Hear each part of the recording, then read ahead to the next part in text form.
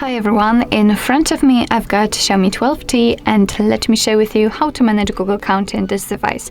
So how to add the account and then how to remove it. So first of all, let's enter the settings, and here we have to scroll down to find the accounts and sync. So this is the whole account section, and of course, as you can see right in the middle, we've got the Google section, and you can add or remove a Google account using it, but I personally prefer to do it using this one. So let me tap on it, and here, as you can see, we do not have any other Google accounts added or any other accounts. So just tap on add account, choose of course Google, and make sure that you've got the internet connection because it is required for this operation. And from this step, we can either create a new account if you do not have your own yet, or simply type your email or phone. So let me do it. What's more, a quick disclaimer, you do not have to enter the full email address, just the very first part of it before the @ symbol, and after tapping on next, your device will autofill it. So right here we have to enter the password, and let me do this out of the screen.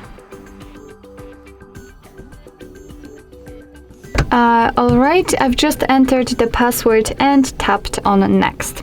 So here we've got Google Terms of Service and Privacy Policy, so of course you can read it, just tap on it, and here you've got all the info. So let's tap on I agree after reading.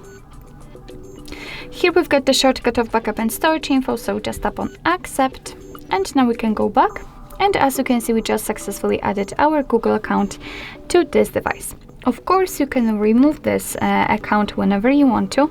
Just tap on it and tap on more and tap on remove account.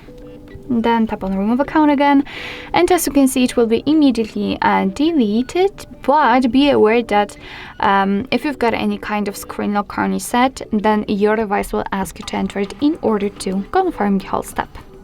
So basically that's all. This is how to manage Google account in your Xiaomi 12T.